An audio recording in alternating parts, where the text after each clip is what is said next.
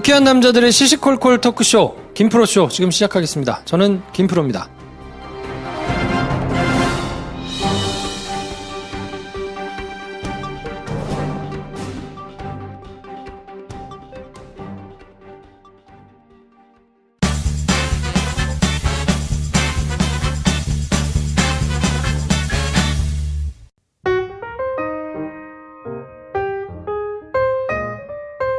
네, 어서 오세요. 안녕하세요. 장편 영화를 열심히 준비하고 계신 배준현 감독님 나오셨습니다. 네, 배주현입니다. 생강 한량 김선생 나오셨습니다. 안녕하세요. 진저킴 한량 김선생입니다. 네, 생강알량. 지 맘대로 살고 싶어서 기자 그만두고 영화 준비하고 있는 김프로입니다. 성대 개편이 끝났어요. 네, 괜찮습니다 이제. 목소리 이제 들어줄만 하네요. 일주일 동안 진짜 힘들었는데 뭐 하여튼 감기 조심하십시오 여러분. 그럼 우리 성대 개편 끝났으니까 본 개편은 오늘부터 다시 시작. 다시 준비하는 거지. 그렇구나. 네, 언제 될지 몰라. 개편을 준비하기는 불현듯 될 거예요. 네, 개편이. 우리 컨셉은 그냥 항상 개편 준비 중인 것도 괜찮다. 그렇지. 응. 그 강박관념을 버려야 돼. 그래 버려야 돼. 지상파의 때를 벗으라고 항상 그러잖아. 봄, 가을 개편. 그래가지고 날짜 박아놓고 막 해가지고 뭔가를 하는 이런 거를 생각하다가 뭐 그럴 일은 아닌 것 같다. 그러니까 지상파들은 봄 가을 개편하는 이유가 잦은 개편을 하기 위한 시스템이 안 돼 있으니까 워낙 바꾸면 공사가 덩치가 큰 커서 거죠. 공사가 큰 거예요. 네. 그러니까 봄에 한 번 가을에 한 번인데 우리는 뭐 그냥 매주 매일 개편해도 돼. 본격 파일럿 연장 방송 네. 뭐 이런 거지. 지금 바로 개편해 볼까? 그래서 이번 주에는 파일럿을 하나 준비를 하고 있는 게 있거든요. 네. 그래서 잠깐. 오늘 들어갈 코너잖아요. 이거는 오빠 생각을 하고 그럴까요? 그 다음에 이렇게 쭉 넘어가는 게 좋을 것 같아. 네. 일단 우리가 할 거 하고 그래요. 뭐 아무튼 설명 나중에 해드리겠습니다. 네. 자, 오빠 생각을 보내주셨는데 점점 풍성해지고 있어요. 바람직해. 네. 너무 좋아. 자, 30대 중반 여성께서 보내주셨는데 네. 김 선생께서 사연을 먼저 소개해 주시겠습니다. 네, 사연 가보겠습니다.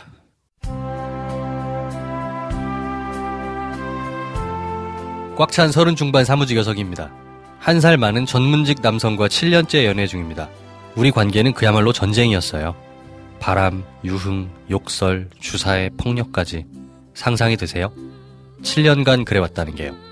평소 오빠는 저에게 너무나 잘해줍니다. 제게 현실적으로 필요한 것들은 뭐든 해줍니다. 저희 집 청소, 요리, 반려견, 간, 병호 등 워낙에 천성이 성실한 사람인 것도 있지만 사실 좀 더 복잡한 심리적 이유가 있는 것 같아요. 오빠를 만났던 시간 동안 제 삶에 굴곡이 많았어요.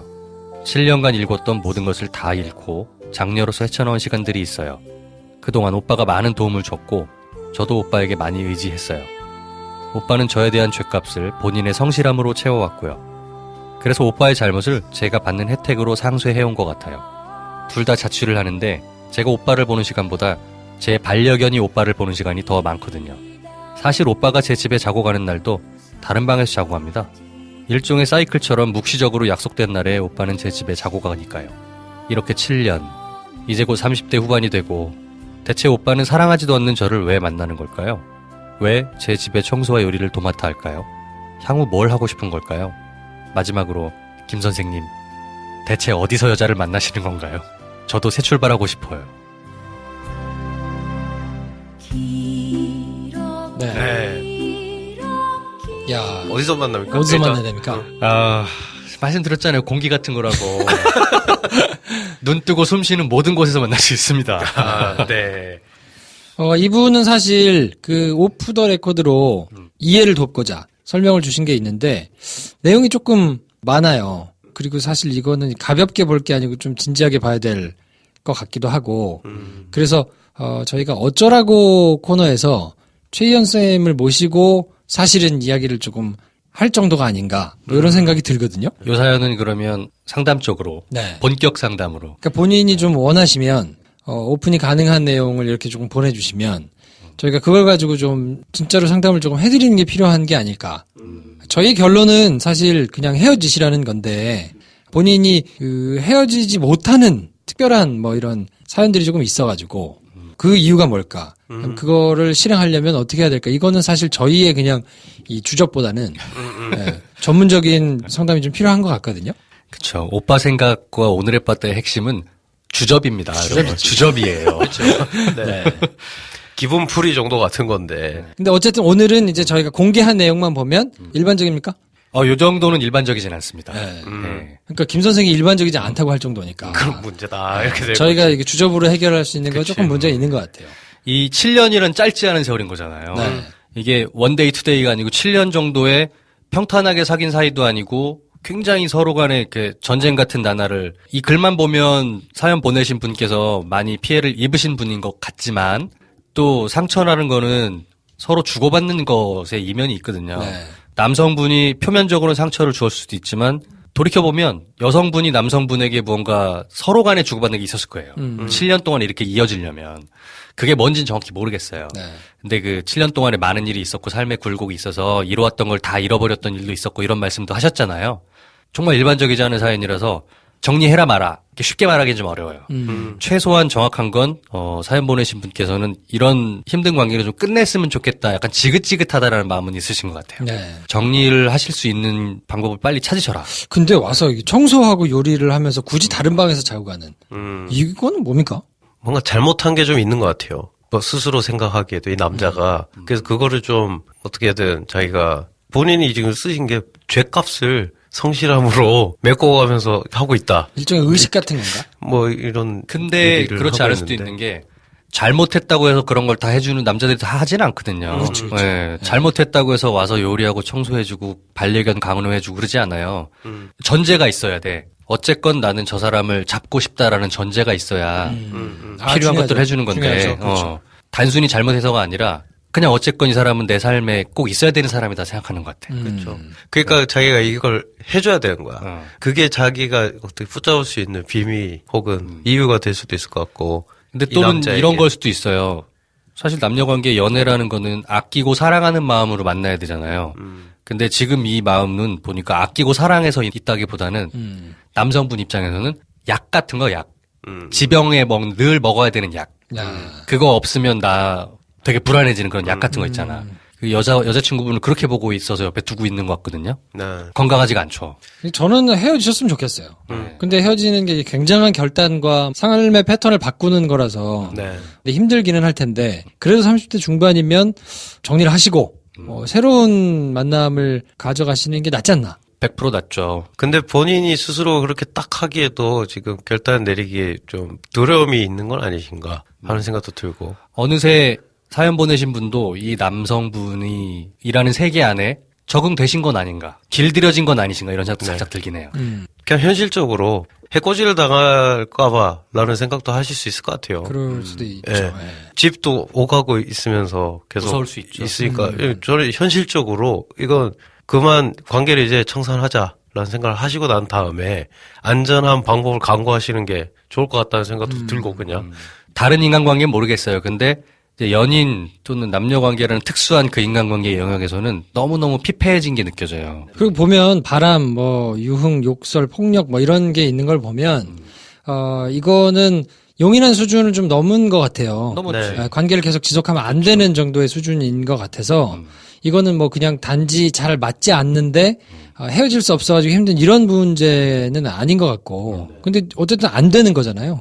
본인이 이렇게 하고 싶은 마음도 있는데 안 되는 거니까 조금 자세한 내용을 좀 포함하셔가지고 어떤 식의 패턴이 있고 뭐 이런 것들을 조금 부연을 하셔서 최 선생님하고 좀 상담을 진지하게 네. 좀 해드리는 게 필요한 거 아닌가 싶은 생각이 좀 듭니다. 한 번 더 보내주시면 좋겠습니다. 네, 저희가 그 여름 작가님이 그래서 안 그래도 어쩌라고에 이걸 좀 소개를 하면 어떨까요?라고 보내드렸는데 답장을 아직 안 주셨거든요. 그럼 고민이 되시거나 그럴 수는 있겠는데 기왕이면 저희가 막 웃고 떠드는 것도 좋지만 이런 거는 실질적으로 도움이 좀 돼야 되니까 공개할 수 있는 수준에서 최쌤하고 같이 상담을 해드리도록 하겠습니다. 네, 마음이 허락하시면 그렇게 해주시면 좋겠고 네. 저희는 이런 사연들은 주접 떨기 힘들다. 네. 그렇죠, 그렇죠. 저희가 나름대로 품위가 있는 사람들이다. 이런 걸 얘기하면서. 근데 마지막에 또 어디서 여자를 만나나요? 뭐 이렇게 보내주셔가지고. 네. 저희가 이 청정공기 흡입회. 이런 분들을 위해서. 네, 저희 준비했잖아요. 아, 좋았어, 아주. 네, 저희 준비했잖아요. 생각보다 일이 커졌어요. 신청해주신 분이 무려 60분을 넘어가지고요. 야. 이거 저희가 뭐 한 서너 명이나 뭐 오겠나 뭐 그러게. 싶어가지고 했는데 야. 60명이 넘게 계속 오고 있어요.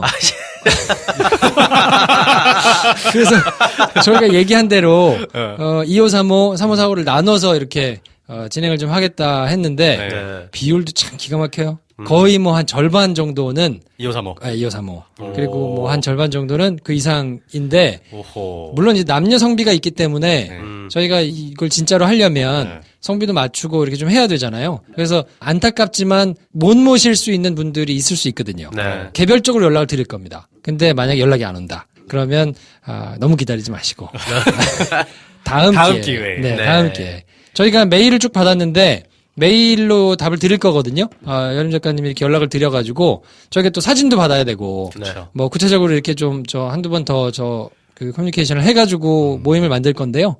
메일이 안 온다. 그러면 다음 기회에 네, 다음 기회에 오시겠습니다. 이번 기수는 아니구나. 네. 그렇죠. 하시고. 네. 기수 시스템으로 가는 건가? 저 이거 여차하면 막 그 1기, 2기, 3기 이렇게 갈 분위기야. 약간 그럴 수도 있어. 이거 어떻게 하면 좋지 싶은 생각이 좀 들어. 야, 그럼 연말에 아육대 하듯이 운동장 하나 빌릴까? 고척돔에서 합시다. 최고의 커플 막 이런 거 해가지고 전체 막. 기수 다 모여가지고. 그렇지, 괜찮은데? 그렇지. 이어달리기 하다가 하고 이제 키스별로 해가지고 운동장은 아니더라도 무슨 큰 홀 같은 거 빌려가지고 그렇지, 그렇지. 교회를 빌려, 교회를. 교회는 너무 좀 그렇잖아. 그래. 큰 홀을 빌려가지고 네. 큰 홀에서 뭔가를 해도 재밌겠다. 점점 커지고 있어.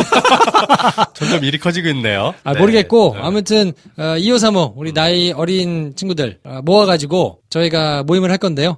하여튼 저 연락을 드릴게요. 장소도 섭외를 해야 되고 정확하게 이제 명수가 나왔으니까 네. 명수에 맞는 장소도 골라야 되고 골라놓은 장소들마다 컨디션도 체크하고 하려면 시간이 좀 필요합니다. 네. 지금 예상으로는 다음 주나 다다음 주쯤 해서 이제 해당되시는 분들께 플랜을 보내드릴 수 있지 않을까. 네. 픽스해가지고 보내드리고 네. 실제 모임은 아마도 빠르면 추석 전 아니면 추석 다음 뭐 이렇게 되지 않을까 싶기도 하고요. 추석을 뭐 넘기고 할 가능성 우리의 패턴대로라면 네, 추석을 그렇지. 넘기고 추석 직후에 하게 될 가능성이 좀 있는데요. 최대한 서둘러 볼게요. 뭐 이러다가 또 다음 주에 훅 할 수도 있어요. 그래요. 그건 뭐 모르는 일이에요. 네. 왜냐면 추석날이 또 명절이 또 그런 날이잖아. 손잡고 내려가야 돼? 아니 손잡고 내려갈 수는 없지 아직은. 네. 근데 갔을 때 너 누구 만난 사람 없니? 뭐 결혼 왜 안 하니? 이런 얘기 듣게 되잖아요. 또 추석을 설레면서 보낼 수 있겠네. 그렇지. 그렇지. 그래서 친척분들이 삼촌이 야 너 뭐 장가 안 가냐 결혼 안 하냐 그럴 때 뭐 엊그제 만난 사람 하나 있어요. 이러면 쫙 그 분위기 넘어갈 수 있다. 그렇지. 네. 사진 한 장 탁 보여주면서. 그렇지. 얘야! 이렇게 하는.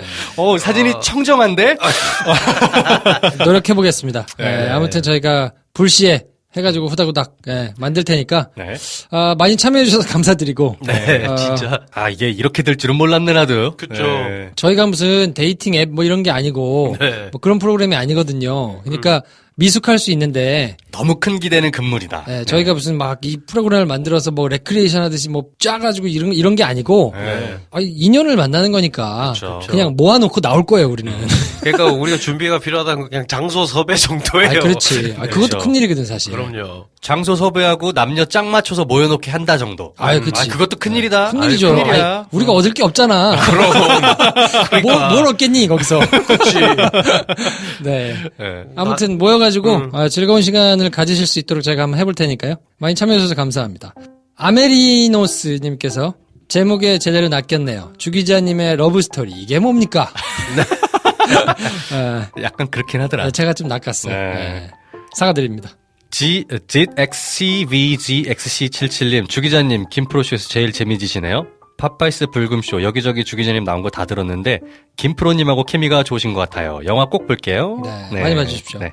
별리짱님, 오늘 다녀왔습니다. 저수지 게임. 퇴근하고 와이프가 당첨된 저수지 게임을 보러 부랴부랴 메가박스에 갔었죠. 농협 210억 사건을 바탕으로 도둑적이고 꼼꼼한. 도둑적이시죠. 도덕적이 아니라 도둑적인. 도둑적이고 꼼꼼한 각하의 돈을 찾아냈으면 하네요. 영화가 끝나고 주 기자님, 김호준 총수, 표창화 의원이가 속이는 이야기도 즐거웠습니다. 질문을 하고 싶었는데, 제가 제일 처음으로 손들었는데, 남자라고 질문 잘렸어요. 네. 뭐 총수가 좋아하지 않아요. 주기자님도 별로 안 좋아하시는 것 같아요. 그렇군요. 저희 지난주에 드렸던 주진우, 김어준, 표창원, 네. 요 GV 행사 다녀오셨나봐요. 그렇죠. 네. 자, 아무튼 저수지 게임 N차 가려는데 시간이 정말 좀 속된 말로 지랄 같은 데다가 다 배정을 해놨거든요. 보시기가 쉽지 않아요. 그래서 근데 그래도 많이 봐주시고 저희가 이것도 엔차 관련 이벤트 몇 번 할 테니까요. 네. 사실 여러 번은 하기는 좀 힘들어요. 돈이 떨어졌어. 제 사비 들어가지고 이번에도 좀 사긴 할 건데 계속 하기는 조금 그럴 수 있고 저희가 또 뭐 이런 걸 강요하고 이런 건 아니니까 그래도 어쨌든 공모자들 많이 반응해 주셔가지고 저희 잘 했는데 저수지 게임도 많이 봐주시면 좋겠습니다. 네. 네. 자, 넥서스에서 책 드리고 있는데 나를 위한 지식 플러스 시리즈 골프하고 e스포츠 있으니까 원하시는 분들 신청해 주시고 팍팍 시청해 주세요. 네. 네, 퍼펙트 데이 시사회 저희가 당첨 메일 보내드립니다. 저희가 영화 관련해가지고는 이렇게 뭔가 제휴 내지는 이벤트 주시겠다고 오는 영화가 많아졌어요. 네. 되게 많아요, 이제. 네, 근데 이게 보통 일이 아니거든요. 네. 뭐 그렇다고 저희가 돈을 받고 막 이렇게 하는 거는 아니라서 일일이 추려가지고 연락 드려서 막 이거를 지금 여름 작가님 혼자 하고 있는데 약간 끝까지 왔어 내가 보기에는. 그치. 관둔다고 한 8판이 그만두고 나갈 판이야. 열 받았어. 네, 그래서 저희가 이거를 마구 받아가지고 하기가 조금 한계가 있어서 네, 아까 살짝 봤는데 정리하면서 입모양이 약간 욕을 10분째 하고 있더라고. 저희가 좀 즉흥적입니까? 그렇지. 막 이게 싸질러 놓은 게 너무 많아가지고. 약간 입모양만 보면 남미 말을 계속 하고 있는 것 같은 느낌. 그래서 amigos que preapoy 뭐 이러면서. 네. 아무튼 그래서 저희가 이 밀려 들어오는 뭐 이벤트, 시사회 이런 이벤트를 어떻게 하면 손이 제일 덜 가게 하면서 좀 할 수 있을까? 이거 좀 고민하고 있거든요. 뭐 하여튼 좀 조금만 더 고민해 보겠습니다. 네네. 일단 그리고 청정 공개를 좀 흡입시켜야겠어. 우리 작가도. 아, 그렇지. 거기 넣어야 되겠다. 넣을까? 네. 그래서 열정페이로 헌신할 수 있는 사람을 찾으라고. 이름 우리가 다른 걸로 해줄게. 그래. 꼭이 여름이라고 안 하면 되잖아. 그렇지. 네. 가을이라고 해놓고. 거기다 그리고 겨울이라는 남자를 한 명 심어놓자. 아, 좋은데? 자, 선물 폭탄 코너. 네, 여러분이 기다리시는 바로 폭탄 코너입니다. 술친구 한 박스 받으실 분, 저수지 게임 GB 인증해주신 별이별리 짱님, 축하드립니다. 축하드립니다. 싱코데마요 식사권은 오늘 오빠 생각 사연 보내주신 분. 아, 네. 축하드립니다. 맛있는 거 드시고 좀 위로 받으시고요. 네. 김프로쇼 도와주시는 분들입니다. 상쾌한 아침을 위한 군뱅이 파워의 시작. 술자리 만병통치약 술친굼. 오늘 광고는 조금 다른 버전을 준비했거든요. 네. 약간 진심이 느껴지는 진정성 있는 광고야. 저희 항상 등장하시는 군뱅이 키우는 소연아범님 있죠. 소연이의 목소리가 등장. 소연이와 소연아범님의 육성이 예. 나옵니다. 네. 뭐 하여튼 저도 그거 들으니까 괜히 좀 뭉클하더라고요. 네, 마이보험 체크. 요즘 많이 보험 들고 계시죠? 내가 가입한 보험 제대로 가입된 건지 과거나 부족한 것이 없는지 보험 전문가들께서 양심적으로 체크해서 보완해 주시는 좋은 서비스입니다.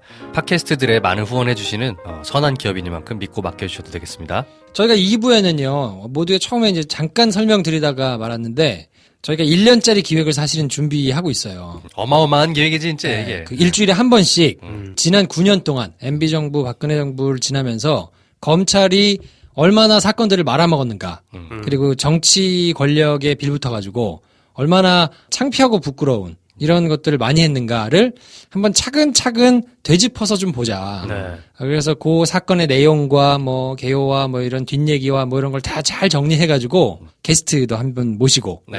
이렇게 이제 진행을 하는 걸 기획을 해서 이건 저희가 그냥 뭐 다른 거는 즉흥적으로 하더라도 이건 즉흥적으로 할 수 없으니까 저희가 준비를 좀 했거든요. 그래서 이제 나름대로 순서도 좀 짜고 녹음도 몇 회를 진행을 했어요. 근데 반응을 좀 보고 싶어서 파일럿으로 저희가 오늘 한번 맛을 한번 좀 보여드릴까 하는데 녹음해놓은 그 여러 편들 중에 한 편. 그래서 순서가 잘 안 맞아서 네. 저희가 이제 그랜드 오프닝 막 이렇게 했던 게 아니고 그 다음 뭐 이렇게 편이에요. 중간 편이에요. 그래서 전에 게 있었던 걸 전제로 막 얘기하고 이런 것도 이제 있을 수 있으니까 네. 네. 감안해가지고 좀 들어주시면 왜냐면 또 저희가 이제 이슈를 다루다 보니 지금 이제 MBC KBS가 한참 파업 중인데 이슈가 너무 지나가면 안 되잖아요. 그렇죠. 네, 그래서 지금 공영방송들 정상화 하는데 파업 한참 진행 중이고 막 이렇게 하고 있을 때 저희가 가급적이면 설명을 좀 해드리면 좋겠다 싶어서 KBS 정현주 사장이 옛날에 어떻게 쫓겨났었는지를 아주 자세하게 그리고 뭐 이런저런 의미까지 다 포함해서 게스트도 모셔가지고 저희가 준비를 했거든요. 그래서 그거를 한번 맛배기로 보시고 기획 내용이 어떤지 느낌이 어떤지 그리고 뭐 이런 것도 의견 주실 게 있으시면 피드백을 주세요. 게시판에 좀 남겨주십시오.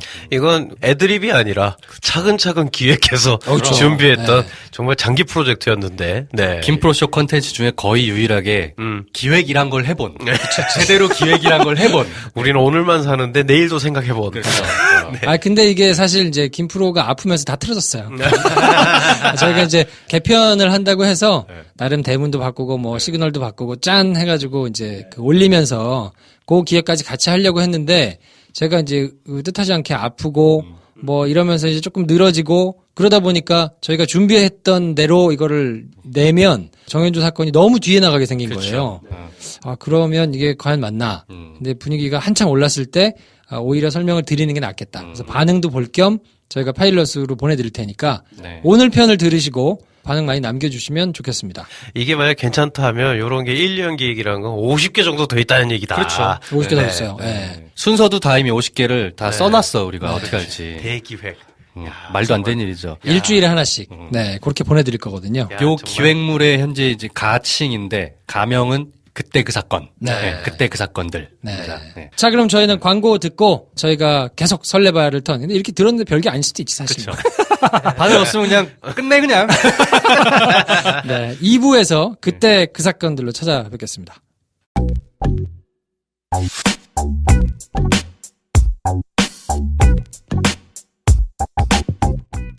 여러분께서는 지금 유쾌한 새 남자의 시시콜콜 토크쇼 김프로쇼를 듣고 계십니다. 저는 달나라에 사는 하라입니다.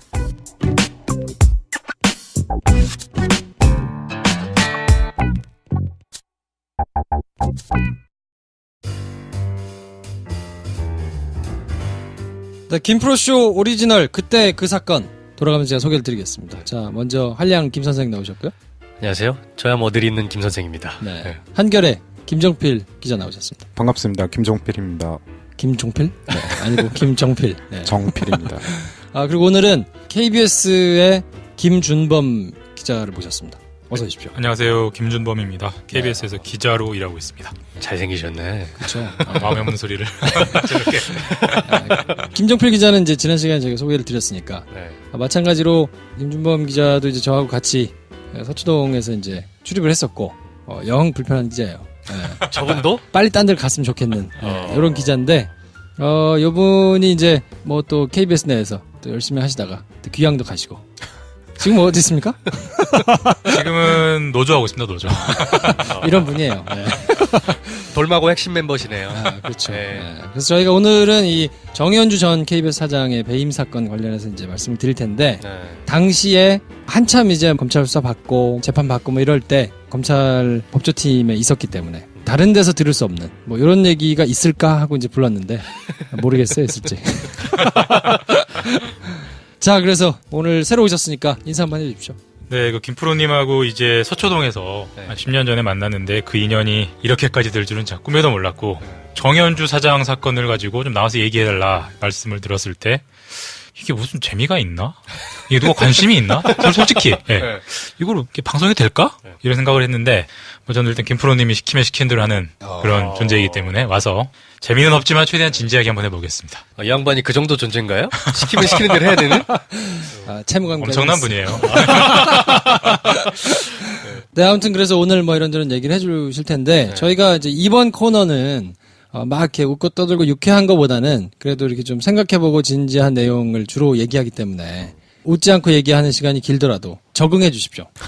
저희 김프로 청취자들이 다 알고 계시는데 저희가 기름기를 쫙 뺀 요 코너는 그래야만 한다 해가지고 지금 안 웃으려고 진짜 노력 많이 하고 있어요. 저분은 사석에서 뵀는데 오늘 처음 뵀는데 5분에 한 번씩 빵빵 터지는 분들이거든요. 그렇지. 어디서 확인하겠어. 뉴스에서는 안 웃을 거 아니야. 그렇죠? 저희도 안 웃기도록 노력하겠습니다. 네. 조심해 주세요. 자, 그래서 오늘은 정현주 전 KBS 사장의 배임 혐의 수사 사건에 대해서 얘기를 해볼 텐데 제가 방송 시작하기 전에 좀 부탁을 드렸어요. 한마디 총평. 이 사건에 두 대해서? 사람이 생각하는 이 사건의 한마디 총평을 먼저 들으시고 잘 모르실 거 아니에요? 쭉 내용을 끝까지 한번 들으시고 그 다음에 그 한마디 총평을 다시 들으시면 요게 조금 이제 다가오시지 않을까 해서 일단 김정필 기자부터. 정현주 사건은 언론장악 10년의 전주곡이다. 저는 이렇게 정의하겠습니다. 언론장악 10년의 전주곡. 뒷얘기 안 들어도 알 것 같은데? 그러게. 이거 손발이 안 맞는, 손발이 맞아야 뭘 해먹지. 너무 정직한 한지. 자, 김준범 기자. 사실 저는 여기 이제 오면서 지하실 속에서 총평을 뭘로 할까 엄청 고민했어요. 두 가지를 가지고 계속 고민했는데 한 가지가 공영방송 몰락의 서막. 아. 이거. 근데 이거는 누가 봐도 이걸 김정태 KBS 말할 것 스타일이야. 같아. 이거 말고는 표현할 게 없거든요. 그래서 엄청 고민했어요. 그런데 또 다른 측면에서 보자면 헐 이거 실화임? 이건 센스가 있어요. 네. 역시 방송하는 사람이라. 네. 자, 아무튼 방송 기자 한 분, 신문 기자 한 분 모시고 저희 얘기할 텐데. 헐 이거 실화임? 네. 헐 이거 실화임. 네. 자, 그러면 제가 오프닝 격으로 진중하게 하나를 좀 들려드릴까 하는데요. 2017년 6월 10일자 조선일보 사설을 제가 먼저 들려드리고 본격적인 이야기를 한번 해보도록 하겠습니다.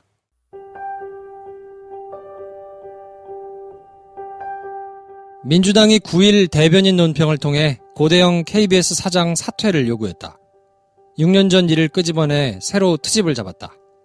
방송 담당 국회 상임위 소속 민주당 의원들도 KBS 재수사를 촉구하는 기자회견을 열었다. 앞서 지난 8일 민주당 홍익표 정책위 수석 부의장은 김장겸 MBC 사장의 자진 사퇴를 요구했다. 과거 MBC 파업 사태에 책임이 있다는 것이다. 두 방송사 사장은 임기가 법률로 정해져 있다. 현 KBS 사장은 내년 11월, MBC 사장은 2020년 2월까지다. 그렇게 임기를 남겨둔 공영방송 사장들을 향해 세상이 바뀌었으니 당장 나가라고 공개적으로 압박한 것이다. 민주당은 정권을 잡기도 전인 지난 2월, MBC 사장 선임 절차 중단을 요구하기도 했다. 얼마 전에는 전 정권에서 대통령 몫으로 임명된 방송통신위원회 상임위원을 지명 2달 만에 미래창조과학부 2차관으로 빼내 방통위 장악력을 높였다. 누가 봐도 방송 장악을 위한 꼼수였다. 미리 계획된 대로 진행하는 듯한 모습이다. 과거 어느 정파나 권력을 잡으면 방송을 제 영향력 아래 두려고 했다. 정도 차이만 있었을 뿐 예외는 없었다. 특히 주인 없는 지상파 방송에 대해서는 더 그랬다. 이야말로 적폐다. 그런데 적폐를 청산한다는 새 정부가 똑같은 전철을 밟고 있다. 아무리 좋은 명분이 있더라도 방송에 정치가 개입하면 그 방송은 변질할 수밖에 없다. 정권이 바뀔 때마다 파업이 반복되고 분란이 끊이지 않던 지금까지의 KBS, MBC의 역사가 증명한다. 이제 방송 장악에 성공하면 KBS와 MBC는 새 정권을 위한 어용 방송이 될 것이다. 이런 행태는 전 정권과 뭐가 다른가? 자, 사설 내용을 들어보셨는데요. 정말 어떻습니까? 웃음기를 쪽 뺐네요. 어떠세요? 이게 2017년 6월 10일자예요. 말만 보면 뭐 앞뒤가 맞는 말이죠. 어. 말만 보면. 네. 네. 근데 실제로는 안 그렇잖아요. 자, KBS 기자 입장에서 요 이제 내용을 들으시니까 어떠세요? 김 선생님께서 말씀하신 대로 너무나 맞는 말이에요. 이거는 뭐 인간은 무릇 착하게 살아야 된다와 같은 도저히 부정할 수 없는 누구 어떤 정권도 방송을 장악하면 안 된다. 그 말 자체는 너무나 맞습니다. 근데 이제 이 얘기를 왜 2017년에는 하고 2008년에는 안 하고 편의적으로 쓴다는 게 문제죠. 이 원칙을 공정하게 들이댔어야지. 그리고 뭐 사장 임기가 정해져 있는데 왜 임기가 남은 사람을 쫓아내려고 하느냐. 네. 대통령도 임기 남은 사람을 쫓아냈잖아요. 그 임기 동안 뭘 했는지가 핵심이죠. 이 임기 동안 뭘 어떻게 했는지. 그걸 보지 않고 무조건 임기만 지켜달라 하는 거는 말이 안 되는 뭐 언어도도 아니죠. 김정필 기자는 어떻습니까? 뭐 말씀대로 말 자체는 뭐 다 맞는 말인데 그 10년에 대한 이명박 정부와 박근혜 정부 정확히 하면 9년이죠. 네. 9년에 대한 그 규정을 전제를 어떻게 하느냐에 따라서 좀 다른 것 같은데 청와대 홍보수석이 세월호 사건 때 KBS 보도국장한테 전화해서 보도 자제해달라고 하고 또 주요 사건들이 보도에서 빠지고 또 동물 보도들이 앞으로 나가고 이런 9년의 시간들을 보면 저 말들이 과연 그 전제 조건에 따라서 보면 과연 이해가 가는 것인가에 대한 좀 의문이 들고요.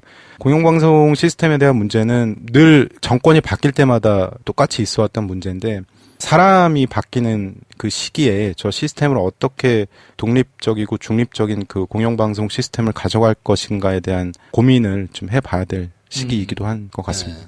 들으시면서 막 부하가 치미는 분들도 있을 테고, 내용을 잘 몰라가지고, 뭐, 틀린 말은 아닌 것 같은데? 라고 이제 또 생각하시는 분도 계실 테고, 그냥 관심이 없으신 분들도 계실 텐데, 그래서 지금 고대영 사장 또 김장겸 사장을 어떻게 나가라고 하고 있는가? 어떻게 나가라고 하겠습니까? 제 발로 걸어 나가라.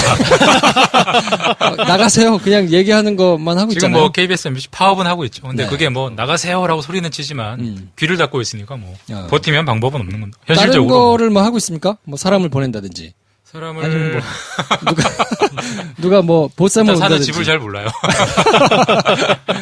요 행태가 어떻게 다른지를 한번 좀 비교해 보면 이 사설이 말은 맞는 말이지만 얼마나 어처구니 없는 말인가를 좀 알 수 있을 텐데 지금 이제 김장겸 고대영 사장은 나가야 된다. 당신들이 방송을 어떻게 망쳤으니 뭐 나가야 된다라는 얘기를 다들 모여서 합법적인 테두리 내에 파업이라는 형태로 제작 거부라는 형태로 지금 하고 있거든요. 그거 말고는 따로 없어요. 근데 임기가 지켜지지 않았던 정현주 사장에 대해서는 그럼 어떻게 했었는가? 요걸 한번 보자. KBS 정현주 사장님. 네. 이게 아까 얘기한 대로 이제 공영방송을 망가뜨리는 아주 시초 뭐 효시 같은 요런 사건이었기 때문에 네. 요건 시간이 오래되고 기억하시는 분들이 없더라도 한번 되짚어볼 필요가 있다. 그래서 요거를 한번 좀 볼까 하는데요. 일단 정현주라는 사람이 어떤 사람인가를 먼저 좀 봐야 되니까 네. 요거는 제가 아주 건조하게 프로필을 먼저 소개를 해드리겠습니다. 1946년 11월 22일생이고요. 경북 월성 출신입니다. 경주고 서울대 경제학과를 나왔고 미 휴스턴대에서 경제학 박사를 했네요.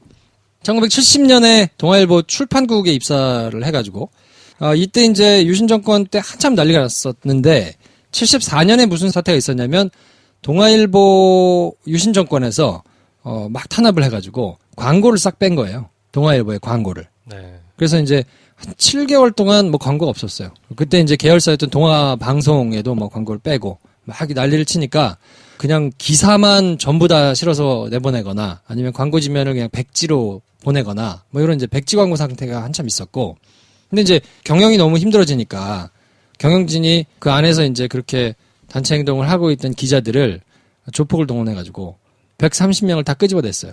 그리고 사람들 무더기로 잘랐죠. 네. 그리고는 그냥 정권에 굴복하고 했거든요. 그러니까 그때 해고당했던 직원들이 동아 자유언론 수호투쟁위원회 뭐 이런 걸 결성해가지고 이제 막 뭐 침묵 시위도 하고 뭐 이런저런 걸 했었거든요. 근데 이분이 75년에 이제 요 일로 해고가 됐어요. 동아일보에서. 네, 동아일보에서 해고가 되고 1977년에 미국으로 건너가가지고 CR의 소리라는 함석헌 선생이었던. 네. 거기에 이제 편집장을 했었고요. 그러다가 78년도 11월부터 79년도 12월까지 거의 한 1년 동안 긴급조치 9호 위반으로 이제 옥살이를 합니다. 그때 한국에 들어오셨어요? 그랬던 것 같아요. 네. 그냥 미국 계시지. 그러니까요. 그래서 이제 톡을 했고, 그러다가 이제 세상이 좀 바뀌고, 1987년도 10월에 동아일보하고 조선일보에서 해직된 기자들을 중심으로, 지금으로 치면 뭐, MBC, KBS에서 이제 뭐 해직된 이런 기자들이 뭐 뉴스타파 만들듯이, 네. 이거 신문을 좀 만들어야 되겠다. 그래가지고, 발기인이 3,342명, 이제 요걸 대표하는 이제 56명이 창간위원회를 구성해가지고 준비를 해서 1988년 2월에 27,223명이 50억 원을 기금으로 마련해가지고 1988년 5월 15일 날 8면짜리 신문 50만 부를 만들었는데 요게 우리 김정필 기자가 온 한겨레 신문입니다. 그렇죠. 네. 네. 지금으로 치면 옛날이 기억 안 나시면 뭐 뉴스타파처럼 뭔가 새로운 대한 언론을 좀 만들어야 되겠다라고 생각했던 기자들이 모여서 이제 만든 신문이 한겨레 신문이었고, 네. 그래서 1989년에 한겨레 신문에 입사를 해가지고 본인이 미국에 있었으니까 워싱턴 특파원을 합니다. 네. 그리고 2003년 3월까지 논설 주간까지 하면서 쭉 한겨레 신문에서 이제 기자로 있다가 2003년 4월 25일 날 KBS 사장으로 취임을 해서 15대, 16대, 17대를 하고 맨 마지막에는 임기를 못 채우고 쫓겨났는데 정현주 사장이 뽑았죠? 그렇죠. 제가 입사할 때 정현주 사장 최종 면접. 면접 왔습니까? 네, 그렇죠.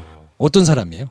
저는 사실 개인적으로 만나볼 일이 없었으니까. 사실 뭐 저도 이분이 제가 이제 2007년 1월에 KBS 입사를 했고 이분이 2008년 8월에 이제 해임을 당했으니까 1년 8개월 정도의 이제 겹치는 기간이 있는데 뭐 막내 사원이랑 뭐 사장이랑 만날 일이 뭐가 있겠습니까? 근데 이제 개인적으로 많은 접점이 있지는 않고 뭐 선배들 하는 얘기 이런 거 쭉 들어보고 하면 지금도 정현주가 많이 이제 회사 안에서 회자가 돼요. 정현주는 어떤 사람이었다. 정현주는 이랬는데 정현주 왜 그랬어? 막 이런 회자를 하는데 전체적으로 종합을 해보면 스펙트럼이 되게 넓어요.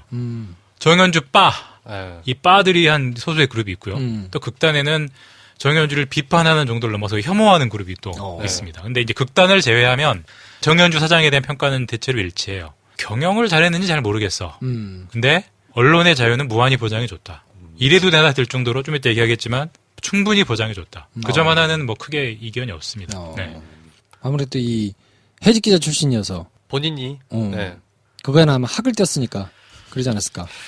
그러시군요. 언론의 자유를 무한히 딴 건 모르겠고 그것만큼은 보장해 주셨던 사장입니다.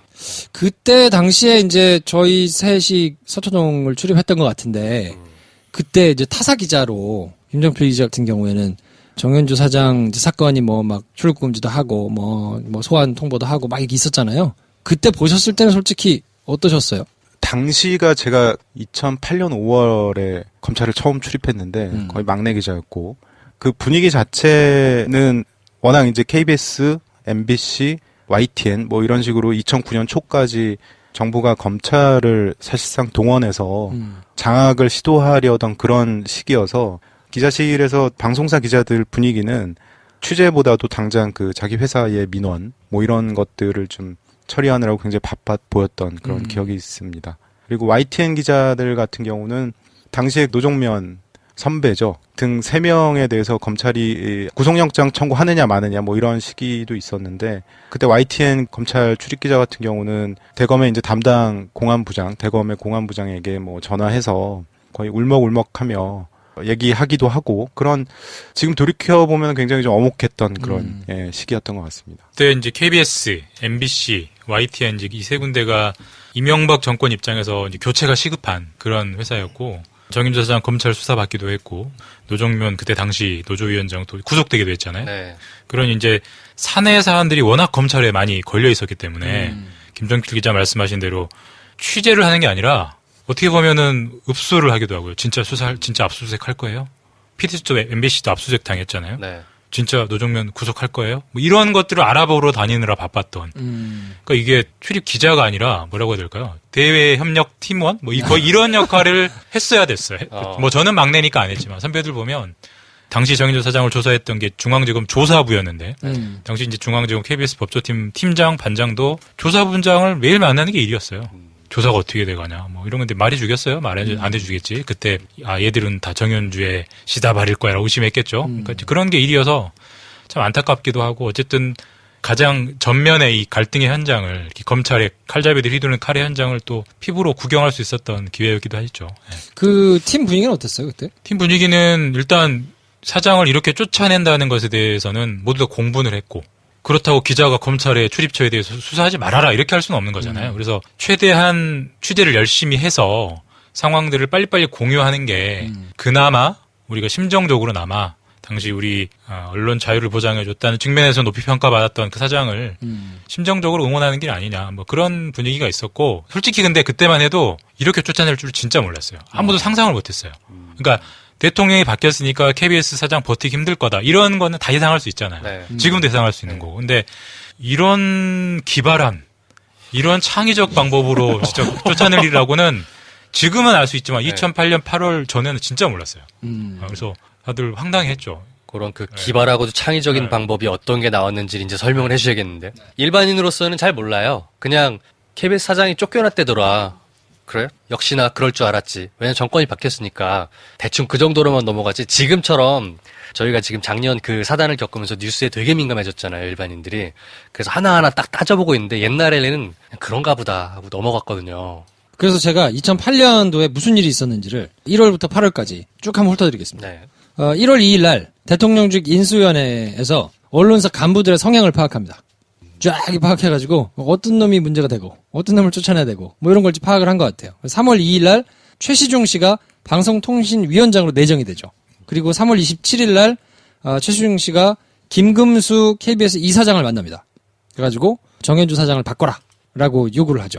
근데 뭐 이렇게 썩 받아들여지지는 않아요. 뭐 없으니까. 바꿔야 될 이유가 없으니까. 그랬더니 4월 29일 날 한 달 정도 뒤에 신재민 씨라고 있어요. 나중에 감옥 가셨는데. 조선일보 출신. 네, 그렇죠. 네. 문화체육부 2차관이었어요 이때. 네. 근데 그때도 이 차관이 문제구만.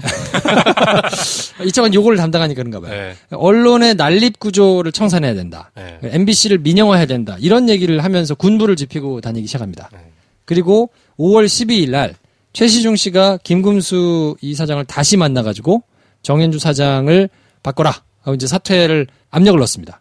그러고 나서 이틀 뒤에 5월 14일 날 KBS가 KBS 내부에서 정현주 사장을 배임 혐의로 검찰에 고발해요. 내부에서? 내부에서. 퇴직 직원이. 네. 한 퇴직 직원이 개인 신분으로 고발을 해요. 네. 그리고 네. 그 다음 날 KBS 내에서 이사회가 있잖아요. 네. 이사회에서 이제 뭔가 자기 편이 아닌 것 같은 사람. 그 사람이 이제 부산 동의대 신태섭 교수라고 있었는데 이 사람에 대해서 징계위를 엽니다.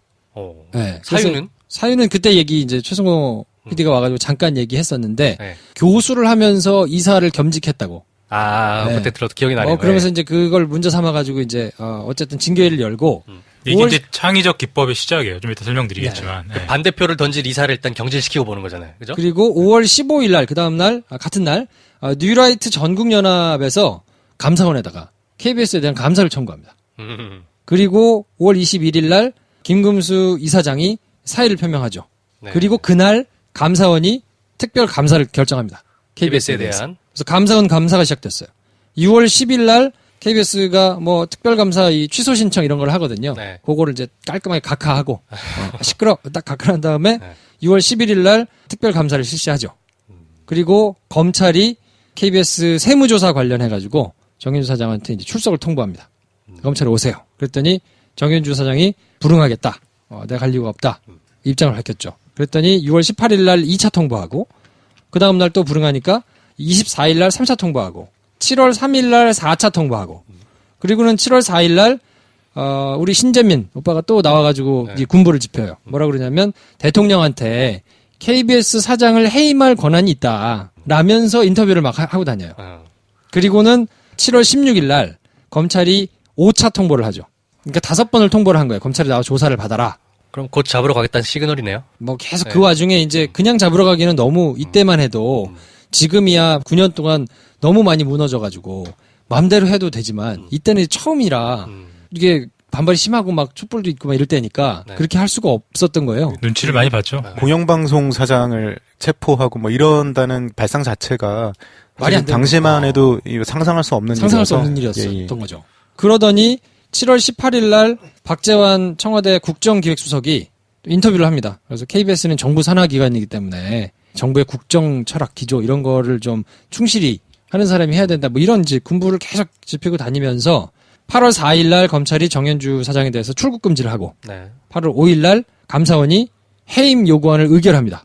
잘라도 돼요. 이렇게 이제 의결을 하고 그리고는 8월 5일 날 5차례 불응했다는 이유로 불구속 기소를 하든지 강제 구인을 하든지 하겠다. 뭐 이렇게 이제 결정을 하고 요런 수순으로 검찰, 국세청 여러 가지 막 뭐 감사원. 뉴라이트 뭐 이런 걸 통해 가지고 전방위적으로 막 이렇게 저렇게 옥죄해 왔거든요. 지나고 이렇게 정리를 해서 보면 네. 당시에 굉장히 좀 정교하게 각본이 짜여져서 여러 기관들이 움직인 그런 정황들이 좀 나오는 거죠. 이미 타임라인이 미리 세워지고 움직인 정황이 보이는데요. 그렇죠. 그 이명박 정부 자체가 소위 말하는 이제 민주정부 10년 이후에 새로 이제 정권이 바뀐 시기여서 당시에 6개월 안에 10년 동안 포진했던 그 진보 인사들을 좀 갈아라.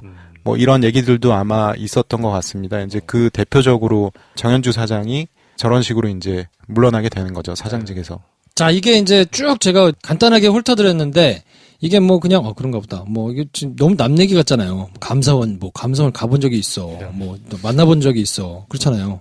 요게 어떤 의미를 갖는지 네. 어떤 식으로 했는지 자세한 내막을 좀 얘기해 달라고 부른 거예요. 오늘. 그렇죠. 김준범 기자를 이거 처리가 있을까 모르겠어요. 근데. 잘 얘기해야 돼. 그러니까 당신이.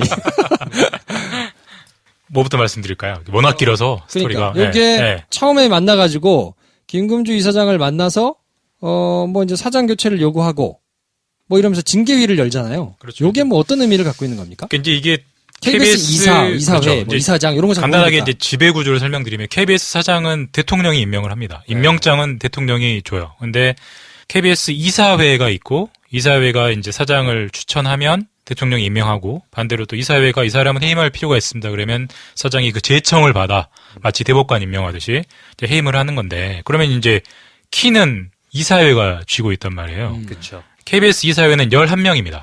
그러면은 이제 다수결의 원칙에 따르면 6명이 쪽이 이길 거 아니에요? 그렇죠. 근데 7대 4예요. 여당 쪽이 7, 야당 쪽이 4. 왜 7대 4인지는 아무도 모릅니다. 제 생각에는 6대 5면은 한 명이 배신하면 불안하거든. 네. 그러니까 한 명 정도는 배신해도 괜찮을 정도로 쿠션을 넣는 게 아닌가 싶어요. 법에 없어요. 그럼 7대 4를 하라는 게. 그냥 관행상 7대 4예요. 관행이에요. 네, 관행. 근데 이제 당시 2008년이면 MB 정부가 들어선 첫 해잖아요. 네. 그때 역시 이사회 구조는 7대 4였습니다. 근데 그 7이 MB, 그러니까 한나라당 쪽 7이 아니고 구여권, 그러니까 열린우리당 쪽이 7이죠. 정권은 지금이랑 바뀌었지만, 똑같네요. 그렇죠. 네. 지금이랑 똑같죠. 네. 지금이랑 정반대인 상황. 네. KBS 이사회에 아직 그 다수 구조는 안 바뀐 거죠. 네. 그러니까 이제 방통위가 엄청 고민을 했던 것 같아요. 대통령이 사장을 자르라고 하는데, 이 7대 4 구조로는 도저히 자를 방법이 없고, 한나라당 쪽이 4니까 최소한 6명을 만들려면 2명을 바꿔야 되잖아요. 그렇죠. 근데 뭐 밑도 끝도 없이 2명 바꾸기가 쉬운 게 아니란 말이에요. 이것도 임기가 3년이 보장되어 있는 거여서. 그래서 플랜 A로 이사회의 구조를 바꾸자. 무슨 수를 써서든 그 시나리오를 짰고, 그 다음에 이사회가 안 바뀔 수도 있잖아요. 이 사람들이 버틸 수도 있는 거고, 뭐 옥수에 투쟁할 수도 있는 거고, 이러면 플랜 B로 얘를 이사회에서 자르는 게 아니라 KBS는 동시에 공공기관이거든요. 우리가 다 수십 년 내고 또 공사잖아요. 방만한 공사. 네. 그러니까 감사원이 또 공공기관에 칼을 손을 댈 수 있는 그 기능이 있어요. 그래서 감사원을 동원해서 정현주 사장의 경영의 실책을 찾아내서 어떻게든 해임 사유를 찾아내자. 네. 자, 이게 플랜 B. 플랜 A, B로도 안심이 안 돼, 이제. 플랜 C를 찾는 거야. 네. 정현주가 무슨 죄를 저질렀을까. 그래서 좀 이따 얘기를 들어보면 알겠지만 참 창의적인 혐의를 만들어냅니다. 그래서 그걸 검찰을 동원했던 게 플랜 C. 그래서 정현주 개인을 사법적으로 처리한다가 그렇죠. 플랜 C. 이 사람을 구속을 시켜버리면 네. 구속을 이유로 이제 그때는 해임할 수 있거든요. 사실 구속되면 사장이 기능을 할 수가 없잖아요. 그렇죠. 그러니까 이제 크게 방통위, 감사원, 검찰이 세 축으로 플랜 A, B, C 세 개의 작전에 겹을 친 거죠. 네. 셋 중에 하나만 되면 다. 거네요. 네, 그래서 결국은 세 개를 다 실행을 했어요. 그래서 이제 이런 게 큰 틀입니다. 네. 이제 큰 틀이고 재밌어요, 되게. 그리고 이게 내가 대통령이 됐을 때 공영방송 사장을 잘랐을 때 되게 써먹을 수 있는 텍스트북이에요. 정말 정교해요. 정말 정교하고 사장 이렇게만 네. 하면 쉽게 자른다. 그러니까 이 방통위 정권 인수위부터 정말 연구를 많이 했던 것 같아요. 뭐 누가 했는지는 모르겠습니다만 뭐 최시중 씨 등등이 관여를 했겠죠. 아무래도 뭐 방통위원장이었으니까. 그러니까 또 어떻게 보면 참 KBS가 겁없이 행동했던 건데 이게 보통 대통령 취임하는 날 보면 뉴스가 대부분 좀 약간 용비어청을 하거든요. 희망찬. 이 새 정부의 5년의 희망을 그려주는데 제가 찾아봤어요, 뉴스를. 2008년 2월 25일일 겁니다, 아마. 그 MB가 취임한 날이. MB가 취임한 날 원래 하면은 이제 뉴스 보통 메인 뉴스들이 SBS든 MBC든 KBS든 한 45분 정도 하지 않습니까? 한 30분 정도는 정말 뭐 앞으로 정책의 비전, 꾸려갈 내각의 진용, 그리고 무슨 어떤 정책들이 실현되면 이런 밝은 대한민국이 그려진다 이런 걸 해야 하는데 KBS 그날 보면 한 15분 정도는 그걸 해요. 그리고 나머지 한 10분 정도를 인사의 인사 검증으로 막 조져대요. 취임 첫날부터. 그러니까 정신머리 없었던 거지, 지금 생각해보면. 간이 배 밖으로 나온 거죠. 이거는 확인된 얘기는 아니지만 그 뉴스를 보고 실제로 그날 뉴스로 그때 남주홍 통일부 장관, 박은경 환경부 장관이 낙마를 해요. MB 입장에서는 굉장히 기분 나빴겠죠. 그 사람들이 유일하게 첫 내각 중에 2명이 날아간 사람인데 그날 보도로 날아가거든요. 네. 물론 뭐 KBS가 만에 보도로 날아간 건 아니겠지만 그때 KBS 정인조 사장을 그만두면 안 되겠다라고 결심했더라는 미확인 얘기가 있습니다. 뭐 저도 모르겠어요. 그것까지는. MB의 속마음은 그랬다더라. 뭐 이런. 아니 뭐 충분히 그러고도 남을 것 같다. 네. 뭐. 그러니까 당시에 제 기억으로도 이명박 정부 초기에 당시 KBS의 탐사보도 팀도 굉장히 잘 하고 있었는데 그래서 내가 그 인사검증을 한 곳이 탐사보도 그렇죠. 팀이죠. 거기서 검증을 굉장히 세게 했습니다. 그래서 좋은 보도들도 많이 나왔고 당시 김용진 지금 뉴스타파에 있는 그렇죠. 네. 기자 등 굉장히 유능한 기자들이 많이 있었죠. 지금 돌이켜 보면 전에 참여정부 때도 KBS는 굉장히 좀 비판적이었거든요. 근데 결국 이제 언론이라는 것은 권력을 누가 잡느냐는 관심사항이 아니고 결국 이제 권력 자체가 언론의 이제 비판 대상이고 견제 대상이기 때문에 정권 초기라고 좋은 용비어청가를 하는 것보다는 저는 이제 그게 KBS가 당시 정도로 걷고 있지 않았나 뭐 그런 생각도 들고요. 그때가 KBS 어떻게 보면 뭐 저널리즘이 가장 꽃피우던 시기죠. 황금기였죠. 예, 예. 네. 그때 이제 칼이 들어오기 시작하면서 쭉쭉 잘려 나가는 거죠. 근데 그걸로 인해서 아마 결국에 이제 KBS부터 좀 정리를 하고 시작을 해야지 뭔가 좀 장애가 없어진다 뭐 이런 판단을 했을 그렇죠. 수도 얘들을 있겠다는 그만 생각이 놔두면 정권이 쉽지 그렇죠. 않겠다. 이런 어떤 공감대가 있었던 것 같아요. 네. 그때만 해도 지금은 이제 2009년 이후로 뭐 스마트폰이 개발돼가지고 사람들이 다 전화기를 들고 다니지만 그때만 해도 인터넷 접속하는 거 말고는 아직까지는 그래도 지상파의 영향이 굉장히 클 때거든요. 그렇죠. 네. 실제로 그때는 중계를 하잖아요. 네. 전화 왔어. 여러 통이. 친구들이 뭐 전화 오기도 하고. 이거 봤다고. 잘 봤다. 이거요? 야, TV 나온다? 하면서 그때는 많이 전화 오고 문자 오고 많이 왔어요. 아, 실제로 8시 뉴스에 나와서 중계차를 타면. 네. 근데 제가 퇴직할 때쯤에는 아무도 안 와. 심지어 제가 어디서 뭐 하는지도 모르는 사람들이 되게 많아요. 그때는 다 뉴스를 그냥 스마트폰으로 소비를 하니까. 네. 그렇지. 나는 TV 뉴스 했는데 너 요즘 TV 안 나오더라. 뭐 이런 경우가 많아요. 분명 하는데. 분명 했는데. 뭐 잘 봤다고 하는데 내가 한참 전에 쓴 기사고. 뭐 이런, 예, 그런 경우가 되게 많았거든요. 네. 근데 피부로 느낄 정도로 그게 그때만 해도 굉장히 이 중요한 도구였기 때문에 네. 또 KBS 시청률이 가장 높고. 지금도 사실은 뭐 40대 이상 어른들 같은 경우는 뉴스 소비하는 플랫폼 자체가 9시 뉴스나 MBC 뉴스 뭐 이런 걸 가장 많이 보고 여론 흐름을 따라가기 때문에 그렇죠. 굉장히 중요한 매체였죠. 네. 지금도 그렇고. 자, 그래서 아까 이제 간략하게 설명을 해주신 플랜 A, B, C가 어떻게 구성이 되고 가동이 됐는지 하나씩 차근차근 좀 볼까요? 듣는 분들을 위해서 저희 일반인의 입장에 정리를 해볼게요. 임명권을 가지고 있는 조직을 통한 압박은 방송통신위원회에서 KBS 이사회를 압박한다. 그렇죠. 그죠? 이사회를 구조조정하자는 거죠. 두 번째는 한국방송공사, 공기관이기 때문에 감사원을 통해서 공사 자체의 허물을 들춰내서 조진다. 3번은 정현주 사장 개인의 허물을 드러내서 이 사람을 사법 처리하거나 구속하면 날릴 수 있다. 3번 검찰. 이렇게 세 개네요. 그죠? 네. 네. 그럼 이 사회를 어떻게 손을 봐서 이걸 유리하게 여당에 유리하게 바꿔가지고 손을 봤는지 네. 그 얘기를 한번 좀 해주실까요? 이제 첫 번째 방통위가 이사회 7대4를 5대6으로 바꾸는 작전을 합니다. 이사장을 바꿔야겠죠. 아무래도 이 회의 진행을 하는 사람이니까. 그래서 아까 김프로님이 정리해 주신 일지를 보면 최시중 방통위원장이 임명되고 제일 처음에 하는 일이 김금수 KBS 이사장을 만나는 날이에요. 둘이 무슨 대화를 했는지 모르겠어요. 근데 만나고 와서 이건 전 선배들한테 들은 얘기지만 김금수 이사장이 회사를 와서 KBS의 각 협회장, 뭐 기자협회, PD협회 이런 협회장들을 불러서 만났대요. 만나서 하는 얘기가 나 아무래도 물러나야겠다.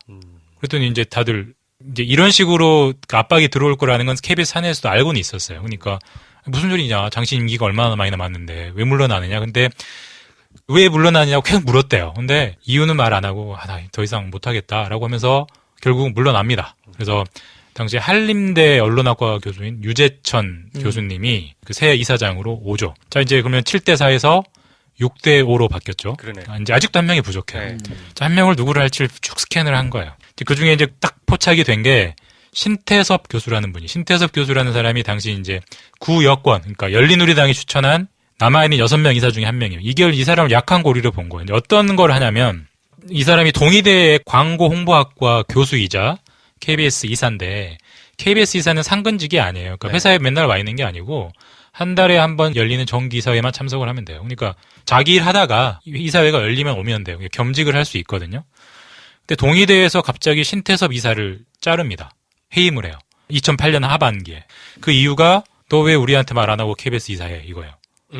그러니까 너네는 겸직금지 학칙을 어겼으니까 너 해임해야 돼. 그럼 이 사람이 2008년 예를 들어서 5월에 KBS 이사가 되고 2008년 6월에 잘렸다면 학교가 몰랐을 수 있죠. 근데 2006년 9월에 이사를 한단 말이에요. KBS 이사를. 그러면 2006년 9월이면 2008년 중반 시점에 보면 거의 2년이 됐어요. 이미 이사한 2년 동안 넘었는데. 동의대가 부산에 있거든요. 네. 그럼 이사회 갈 때마다 출장 신청 올리고 그다음에 아무래도 이사가 열리는 날은 수업을 못 할 수도 있잖아요. 그렇죠. 그럼 수업 연기도 하고 행정실에 다 올렸는데 이제 와서 몰랐다고. 자, 자르는 거예요. 자, 잘랐어요. 어쨌든. 이건 나중에 다 해임 무효 나왔지만 법원 가서. 그랬더니 방송통신위원회가 어떻게 나오냐면 너 동의대 교수였잖아. 나 너 교수인 줄 알고 이사시켰는데 이제 교수 아니네? 해임. 너 해임. 그리고 해임을 해버려요. 5대6에서 5대5가 된 거죠. 한 명을 이제 보궐 결혼을 해야 될 거 아니에요. 네. 자기들 말 안 듣는 사람 했겠어요. 자기 말 잘 듣는 사람 했지. 그래서 6대5로 바꿉니다. 그리고 이제 그때 여당, 그러니까 이제 한나라당 쪽이 추천한 이사가 이제 다수가 되는 거죠. 그래서 결국은 2008년 8월 8일에 KBS 이사회에서 회의를 열어서 정현주 당시 사장을 해임 의결을 해요. 그리고 그날 해임이 돼요, 바로. 이제 플랜 A가 결과적으로는 성공을 한 거죠. 꼼꼼하게 잘했네. 네. 그러니까 이게 교수인 줄 알고 시켰는데 자기들이 대학에 압박 줘서 이 사람을 자르게 한 다음에 이 사람 너 교수 아니잖아. 우리 해임했던 거 무효로 할래. 이렇게 해버리는 거예요. 근데 학교는 거꾸로 해요. 너 왜 우리한테만 안 하고 이사했어? 너 나쁜 놈이네. 교수 그만해. 이런 이 논리. 그러니까 이게 자꾸 돌고 돌리는 논리. 제가 봤을 때 굉장히 창의적. 머리를 진짜 많이 썼다. 동의대가 약한 고리가 있었겠죠. 뭔지는 모르겠지만. 참 이게 듣도 보도 못한 이 해임방 양쪽에 딱 맞춰가지고. 이렇게만 이사회만 건드려가지고 이제 이사들 바꾸고 해임을 하면 뭐 정상적으로 절차를 거쳐서 또 뭐 반박하고 어쩌고 하면 또 시끄러워지잖아요. 네. 그러니까 이렇게만 놔둘 수는 없는 거라 말을 못하게 더 이유를 만들어야 되니까 이제 플랜 C는 더 황당한데 플랜 B부터 들읍시다. 감사원. 네. 플랜 B. 네. 그러니까 2008년 5월 15일에 뉴라이트 전국연합. 네. 뭐 어떤 단체인지는 아시겠죠. 이름 들으니까. 여기서 이제 KBS가 문제가 많다. 특히 정현주 사장이 경영 능력이 없다. 저 사람에 대해 감사를 해달라. 국민감사 청구를 합니다. 근데 국민감사 청구해본 뉴스들 많지만 엄격하게 심사해요. 네. 함부로 감사 시작 안 해요. 네. 사람 요건이 맞는지, 뭐 내용이 이게 말이 되는지 엄격하게 심사하는데 어쨌든 바로 착수를 합니다. 감사를. 감사원도 미리 뭐 있었겠죠. 신호가 시그널이. 그래서 뭐 월급을 왜 올려줬느니, 그 다음에 왜 세금을 제대로 환급을 안 받느니, 왜 직원들의 퇴직금 제도를 안 바꿨느니 이런 거를 다 체크를 해서 그렇기 때문에 너는 현저히 경영 능력이 떨어진다. 그러니까 너는 잘라야겠다라고 감사 결과에 정현주 사장은 해임될 필요가 있다라는 의견을 제출하고 정부, 그러니까 대통령이 네. 즉각 받아들이죠. 그래서 이 사람을 잘라야겠다라고 하는 거죠. 그게 이제 아까 말씀드린 8월 5일 날 감사원이 의결을 한 거고 그러니까 5월 15일에 국민감사 청구를 했는데 8월 5일에 감사 결과가 나온다. 이게 쉽지 않아요. 이게 2달 반 만에 4대강도 국민감사 청구했잖아요. 네. 그게 1, 2년 걸렸을걸요? 그리고 감사 결과도 뭐 그렇게 품질이 뛰어나지도 않았고. 그러니까 몇 년 단위는 걸려야 될 일이 3달 네. 만에 뚝딱. 너가 감사 청구해줘라고 너가 청구만 해주면 바로 할게. 이런 어떤 시나리오가 돼 있었던 거죠. 자, 이게 이제 감사원을 통한 해임 네. 의결이고 마지막으로 이제 검찰을 통해 가지고 했잖아요. 검찰은 제일 늦게 갔어요. 검찰부터 들이대가지고 막 잡들이를 할 수 없으니까 다른 걸로 이제 군부를 한참 짚인 다음에 뭔가 계속 시끄럽게 문제가 있겠지. 잘 안 들으면 뭐 있으니까 이렇게 시끄러운 거 아니야? 라는 걸 한두 달 계속 하면서 그동안에 계속 출석 요구를 하면서 뭔가 불응을 하는 모양새를 만들어 놓고 그 다음에 이제 플랜 C를 가동하는데 요건 어떻게 되나요? 그러니까 이제 처음에 보면은 검찰까지 동원할 생각은 없었던 것 같아요. 방통위랑 감사원 정도만 이제 동원하면 뭐 정현주 버티겠어? 이런 생각이 있었던 것 같아요. 근데 이제 당시 정현주 사장이 버티거든요. 네. 내가 왜 물러나야 되냐? 나 임기 많이 남았어. 공영방송 사장이 정권 바뀌었다고 물러나면 돼. 이렇게 뻣뻣하게 나온 거예요. 간이 배 밖으로 나왔던 거예요. 지금 생각해보면. 농담입니다. 우리 고대영 사장님도. 그래서 이제 검찰을 동원을 하는데 사실 우리가 6년 시점만 해도 정권 교체가 될 거라는 게 거의 사실 뭐 명백했잖아요. 그렇죠. 뭐 거의 원사이드하게. 노무현 정권이 재창출한다는 거는 거의 어려웠어요. 그러니까 정현주 사장도 자기 임기 중에 대통령이 바뀐다는 거를 몰랐겠어요? 바보가 아닌데 알았지. 우리가 흔히 공공기관 그 사장들 잘리는 게 뭐로 잘리냐면 이런 겁니다. 뭐 관용차를 뭐 지 마음대로 썼다든지 법인카드를 술집에서 썼다든지 그다음에 자기 판공비를 갖고 뭐 가구를 산다든지 고급 쇼파 이런 식으로 되게 기초적인 도덕성을 위배하는 걸 많이 잘리거든요. 근데 정 사장은 제가 듣기로는 법인카드도 안 썼대요. 그러니까 이런 식으로 털릴 걸 우려해서 자기가 정권 바뀌면 이자부터 뒤질 거다. 나의 개인사를. 그런 걸 만들지 말자라고 하면서 그런 걸 꺼리를 안 만든 거죠. 그래서 이제 처음에는 그것부터 봤을 거예요, 검사들이. 그게 가장 쉬우니까. 근데 안 나왔나 봐요. 그래서 이제, 뭘 하지 고민을 하다가 KBS도 이제 회사니까 법인세를 냅니다. 영등포 세무서가 저희 관할이고 여의도에 있으니까. 세금이 되게 계산하기가 복잡해요. 뭐 비용 빼주고, 뭐 과세 표준은 뭐 몇 프로로 하고 그래서 이게 똑같이 수익을 100억을 남겼어도 이렇게 계산하면 세금을 5억만 낼 수도 있고 그렇죠. 또 이렇게 계산하면 20억을 내야 될 수도 있고 이게 약간 합법적인 절세이기도 하잖아요. 근데 KBS가 1999년부터 2000년대 중반까지 세금을 좀 절세를 잘못했나 봐요. 그래서 나중에 계산 2005년 6년에 계산해 보니까 KBS 입장에서 우리가 세금을 너무 많이 냈네. 세금 돌려줘라고 법인세 환급 소송을 국세청을 상대로 냅니다. 네. 당시 그게 가액이 한 500억, 600억 정도 됐는데, 근데 뭐 세금 국세청이 돌려주겠어요? 엄청 이제 치열하게 행정소송을 하죠. 네. 그랬더니 이게 소송이 상당히 1년 넘게 지속이 되는데 법원에서 KBS랑 국세청을 부릅니다. 양쪽, 물론 변호사를 불러서 네. 이렇게 하지 말고 너무 오래 걸리니까 또 이게 1심 하면 너네 안 줄 거잖아. 2심, 3심까지 가면 이자가 붙고 돈 많이 드니까 시간도 많이 들어가니까 합의하자. 그래서 조정을 해요. 근데 뭐 KBS 입장에서도 들어갈 변호사 비용이나 앞으로 돈을 받게 될 시간 2년, 3년 뒤에 받는 것보다는 지금 받는 게 낫잖아요. 그쵸. 그래서 이제 100%는 아니지만 청구한 것의 일부를 받는 걸 조건으로 조정에 합의를 해서 그 돈만 받고 먹고 땡 하는 거예요. 이제 양쪽 끝났어요, 그걸로. 근데 이제 검찰이 그 소송에 이제 꽂힌 거죠. 그러니까 소송을 계속 끝까지 했으면 세금 500억 정도는 더 받았을 것 같은데 왜 합의를 한 거냐? 법원이 조정을 하라고 그랬는데. 이거는 너네 500억을 일부러 포기한 거 아니야? 배임인가? 사장의 의지 아니야? 어. 배임이네.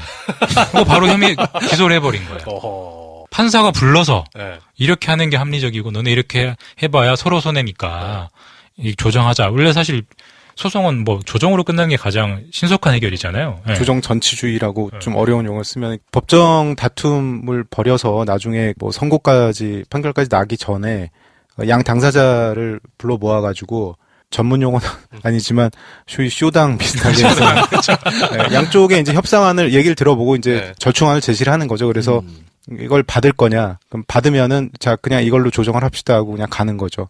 그래서 아마 가장 좀 비용이 덜 들고 당사자들의 만족도도 굉장히 높은 게 이런 결정입니다. 조정이. 그렇죠. 좀 처음 들어봤어요. 조정을 했다고 검찰이 수사를 하는 경우로 이걸 어떻게 받아들여야 되지? 그러니까 이게 굉장히 좀 웃긴 게 보통 지금 KBS하고 국세청 양 당사자의 소송인데요. 이게 국세청 같은 경우는 이제 국가기관이라서 이 국가기관이 이제 소송의 주체가 되면 법무부가 이 소송 지휘를 해서 대리를 합니다. 당시에 이제 국세청 소송을 이제 법무부에서 지휘하면서 서울고검하고 그 자문 의뢰를 한 김앤장에서 이 조정안 받아라 이렇게 아주 얘기를 해준 거거든요. 그러니까 지금 이 논리면은 서울고검, 김앤장, 법원 다 배임의 공범이 됩니다. 그렇죠. 네.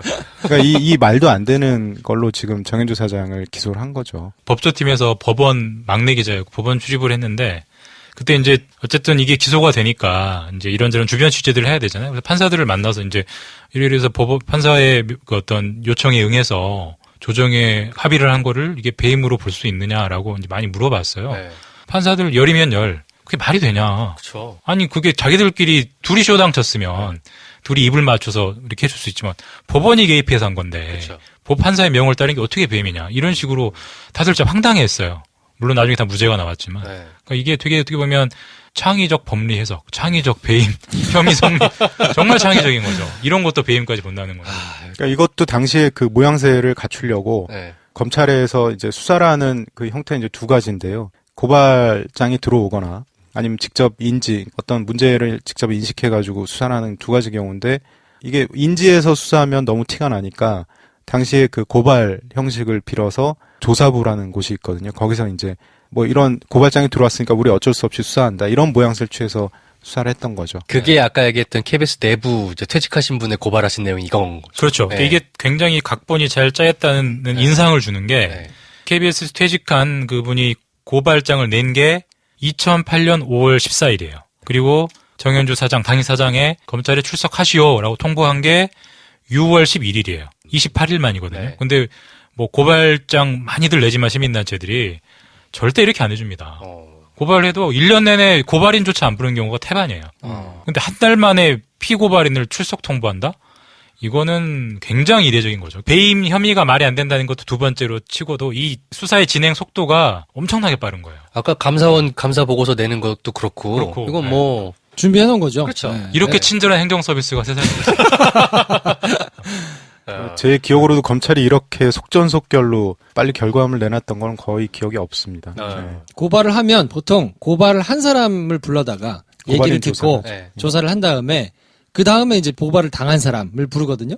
근데 이거는 뭐 한 달 정도 만에 고발 당한 사람 부른 거예요. 그러니까 정말 빨리 기다리고 있었던 거죠. 그 저건 뭐 시나리오가 이미 다 짜여지고 타임라인도 정해져 있는 상태에서 그대로 쭉쭉 간 것 같은데. 당시에 검찰의 최고위 관계자라고 하면 대충 너무 특정이 되긴 하는데 네. 그분 얘기를 들어보면 대검 쪽에서는 이게 기소하기 좀 어렵지 않냐라는 의견이 좀 많았고 그래서 이제 대검에서 회의를 했다고 합니다. 대검에 이제 여러 부서들이 있는데 공안부 뭐 당시 중수부가 있었기 때문에 중수부 그리고 수사팀이었던 뭐 조사부 뭐 이쪽 검사들이 모여서 회의를 했는데 심지어 공안부까지도 반대했었거든요. 이게 좀 어렵다. 범죄로 구성하기는 좀 어려울 것 같다. 뭐 이런 의견이 있었는데 당시에 조사부에서 총장이 물었다고 합니다. 그럼 이게 기소하면 유죄가 나올 확률이 얼마 정도 될 것 같냐? 그랬더니 조사부 부장이 했던 얘기는 50.01%라고 했다고. 그러니까 이 얘기는 뒤에 이제 0.1%를 붙여서 뭐 유죄 가능성이 높다는 얘기를 좀 한 건데 거의 이제 희극이죠. 이런 상황 자체가. 그래서 결국 이제 기소를 했습니다. 야, 장난해. 싸다구를 맞을 얘기인데. 그때 당시에 이제 서울중앙지검장이 누구였냐면 명동성 중앙지검장이었고 1차장이 그러니까 1차장이 이제 조사부를 이렇게 관할하고 있는 사람이거든요. 1차장이 최교일. 지금 현재 국회의원. 자유한국당. 네. 네. 그리고 조사부장이 박은석, 담당 검사가 이제 이기옥, 장성훈 이렇게 두 사람이었는데 최교일 씨가 차장. 이제 어쨌든 차장이니까 1차장이 이런 거를 실무단에서 이제 뭐 막 이렇게 지휘하고 뭐 이런 것들을 이제 하거든요, 보통. 어떤 캐릭터인지에 대해서 김정표 기자가 얘기해 주시겠습니다. 좋게 얘기하면 착하다는 표현으로 좀 캐릭터를 정의할 수 있을 것 같고, 근데 사실 검사한테 착하다는 표현은 좋은 표현이 아니거든요. 그래서 그러니까 사건 처리할 때 제 기억으로는 거의 위의 뜻을 거스른 적은 거의 없었던 것 같고, 말 잘 듣는 분이구나 이렇게 생각하면 되는 건가요? 실제 대화를 할 때 보면 뭐랄까요, 이거 허허허 하면서 그냥 정말 착하게. 그러니까 개인적으로도 그렇게 착한 검사는 본 적이 없습니다. 착한 분이신데 말이에요. 또 되게 소탈하게 허허하잖아요. 그렇죠. 네. 소탈하고 사자가 또 없는 분 같아요. 근데 사건 처리를 깔끔하게 했던 기억은 또 없고, 그래서 그러니까 개인 최교일로 보면 굉장히 좋은 착한 분인데 이게 이제 공적인 영역으로 들어와서 검사 최교일로 보면은 평가가 좀 달라질 수도 있지 않나, 뭐 그런 생각을 해봅니다. 참고로 개인 재산도 굉장히 많아요. 그렇죠. 그분이 처갓집이 굉장히 부자여서. 그러니까 신고 재산 보니까 작년인가 올해인가 200억 정도가 됐었거든요.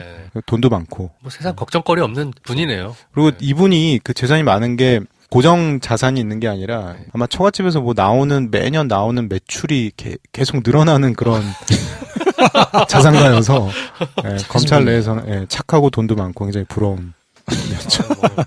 표독스러우실 이유가 없는 분이네요. 그렇죠. 윗분들의 뜻을 아주 그냥 충실하게 받아가지고 전달하는 역할만 했기 때문에 법리가 되느냐, 뭐 이게 되느냐만 이런 걸 따지는 게 아니고 하래잖아. 하래는데 왜 그래? 그냥 하자. 약간 이런 스타일이기 때문에. 하자. 그래서 어쨌든 정현주 정사장을 8월 12일 날 체포를 하고 아니 8월 8일 날 해임했는데 왜 또 체포까지 해? 체포해야지. 해임됐으니까. 출석 요구를 계속 했는데 5번 했는데 소환 안 불응을 받았잖아. 했었거든요. 그러니까 이제 조사는 해야 되니까. 그러니까 대통령이 8월 11일 날 사장에서 해임을 하고 12일 날 체포를 합니다. 바로 다음 날. 그리고는 8월 20일 날 이제 불구속 기소를 하죠. 지금 뭐 구속영장을 쳤는데 안 됐겠죠? 구속이 안 되죠. 구속영장이 쳤는데 이제 기각이 됐죠. 기각이 됐겠죠. 그래서 이제 불구속 기소를 하고 그 뒤로 굉장히 지난한 사람들의 관심에서는 다 이제 잊혀지고 법원 기자들 정도나 이렇게 가가지고 하면 뉴스도 뭐 이렇게 뒷부분에 나오고 뭐 어쨌든 배임 혐의로 이제 재판에 넘겨졌으니까 그로부터 1년 뒤에 2009년 8월 18일 날 1심 선고가 나는데 무죄. 무죄겠지. 그리고 그로부터 또 1년 후 2010년 10월 28일 날 2심이 무죄가 나고요. 그리고 그로부터 2년 후인 2012년 1월 12일 날 무죄 확정이 됩니다. 그러니까 이분은 2008년에 체포돼가지고 조사받고 그 뒤로 뭐 거의 한 4, 5년 가까이를 계속 그냥 그 재판으로 그냥 6년이 날아갔네요. 그렇게 해서 받은 무죄가 무슨 의미가 있나. 뭐 이런 이제 제 기억으로도 아마 소송 준비하느라고 따로 공부도 하시고, 그러니까 결국 이제 무죄 받을 사건, 근데 누가 봐도 유죄 선고가 어려운 이 사건을 본인이 이제 디펜스 하기 위해서 개인의 인생에서 6년이라는 시간 굉장히 긴 시간 아닙니까? 그렇죠. 그 시간을 본인이 이제 소비를 하게 된 거죠. 2008년 당시만 해도 그 이후에 이제 9년 동안 워낙 황당한 일이 많았기 때문에 거기에 비하면은 이제 많이 관심도가 떨어지긴 하지만 지금 와서 보면 2008년 당시만 해도 야, 어떻게 검찰이 이런 걸 기소하지? 이런 평가가 주류였어요. 그 이후에 워낙 뭐 많아서 묻혀버리긴 했지만 그럴 정도로 되게 이해가 안 되는 기소. 그러니까 너무 봐도 의도적인 기소. 그러니까 이게 이제 어떻게 보게 보면 MB 박근혜 이 시절의 어떤 정치 검찰의 어떻게 보면 시작 중에 하나라고 볼 수도 있죠. 아까 이 뭐 정윤주 사건이 언론 몰락의 서막이라고 말씀도 하셨지만 네. 검사가 이제 검세로 불리기 시작한 그런 뭐 어떻게 보면 시발점 중에 하나예요, 이게. 예. 그러니까 법조인들 사이에서는 이걸 어떻게 평가하냐면 기소 자체가 기소라는 게 이 사람이 죄를 지었으니까 처벌해 주세요 하고 재판에다가 넘기는 걸 기소라고 하는데 네. 그거 자체가 불가능하다라는 판단을 공이 다 그냥 법을 공부한 사람이면 할 수 있는 상황인데 네. 이걸 검사가 몰랐겠느냐는 거죠. 검사도 아는 상황인데도 불구하고 그 이제 뭐 단지 그냥 조사 검사가 한 것도 아니고 그 위에 부장 있죠, 차장 있죠, 중앙지검장 있죠, 그 위에 뭐 총장 다 전부 다 법무장관까지 그냥 넉넉고 이거 해라 결정을 해서 이제 한 거니까 위에서 하라는데 어떻게 해야지. 검찰권을 정말 심각하게 남용한 사건이라고 볼 수밖에 없고 네. 이 사건을 시작으로 해서 정말 주옥 같은 사건들이 그냥 주옥같이 많아요. 미네르바 사건도 갑자기 떠오르고요.